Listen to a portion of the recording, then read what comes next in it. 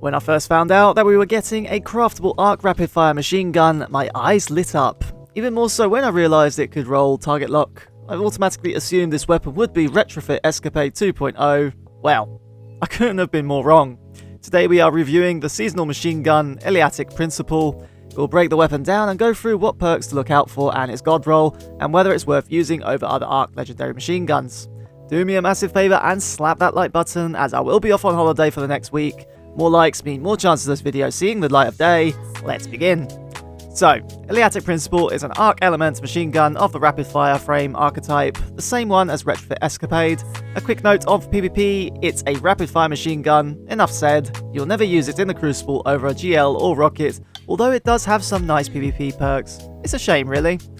In PvE, this weapon has very poor perks in the third column, despite having decent fourth column perks.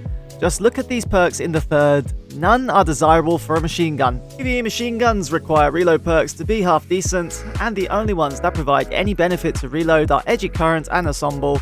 Both have big downsides in that Edgy Current requires sprinting for 3 whole seconds, whilst Ensemble requires fireteam members to be close by, and if you are a solo player, there is literally no point. It is completely outshined by other machine guns in both ad control and DPS due to this issue, with other weapons such as Plank Stride, that useless rapid fire machine gun from Season of the Plunder, which at least has strong melee build synergy, capable of rolling Grave Robber alongside either Puglist or Swashbuckler. This weapon alone does ad control much better than the Principle, and that's not all. Then you have DPS options. Retrofit Escapade just trumps Principle in every way, shape or form, rolling the very well known DPS roll 4 times the charm and target lock, capable of regenerating a ton of ammo whilst landing crits, capable of keeping its ×5 target lock buff up for an extended period of time. Principle, despite rolling target lock, has no third column perks similar to Retrofit, with only Zen Moment giving any benefit to the weapon, making it stable when doing damage. Hell, even the Spire machine gun, Terminus Horizon, granted it's a different archetype, but has triple tap target lock, can out DPS Principle also, and can roll compulsive reloader and vault shot for ad clearing. Therefore, what the hell is Principle good at? The fourth column perks provide 2 options that will ultimately define the weapon's god roll.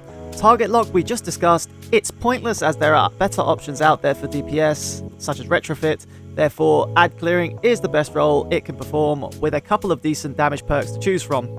Golden Tricorn on kill grants a 15% damage buff, and whilst the buff is active, melee or grenade kills will grant a 10-second 50% damage buff that can only be refreshed with more ability kills. On the other hand, Adrenaline Junkie gets escalating damage bonuses on kill, and on grenade kills, it maxes out the buff, receiving a 33% buff to damage. Both perks are good, and again, piss poor third column perks just don't really allow for any real benefits when using the perks in question, with the exception of Well-Rounded, which at least gives the weapon increased range, stability and handling on melee kills or grenade throws. Ideally, the weapon is best suited for arc grenade builds, using Golden Tricorn to get that 50% buff, but do you really want to go into all of that trouble for a mediocre weapon? No! Not to mention, if your grenades jolt, the perk sometimes doesn't proc, making it even more of a put-off. Ultimately, the lack of perks like triple tap and 4 times the charm will kill any reason to use this weapon as a DPS option, and the lack of perks such as Freezing Frenzy or Compulsive Reloader make it a terrible ad clearer. Let's have a quick pause on this rant, drop a comment below with your thoughts on this weapon if you have it crafted, and drop a like if you're still with me. Your viewership is much appreciated. For those of you interested in the god roll, needless to say, spec into reload as much as possible with a reload masterwork and flared magwell in the second column.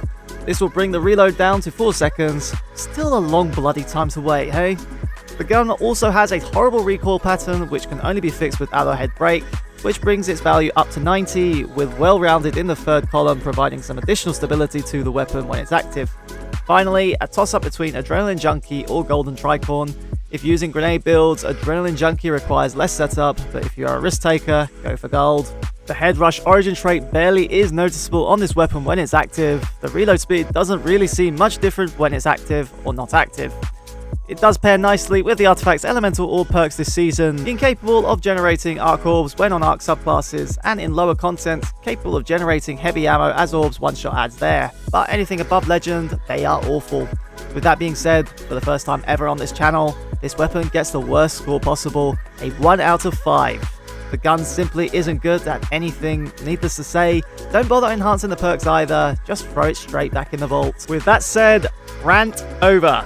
Slap that like button if you did enjoy this video. I am now going to piss off to Italy for a week and enjoy the end of my summer.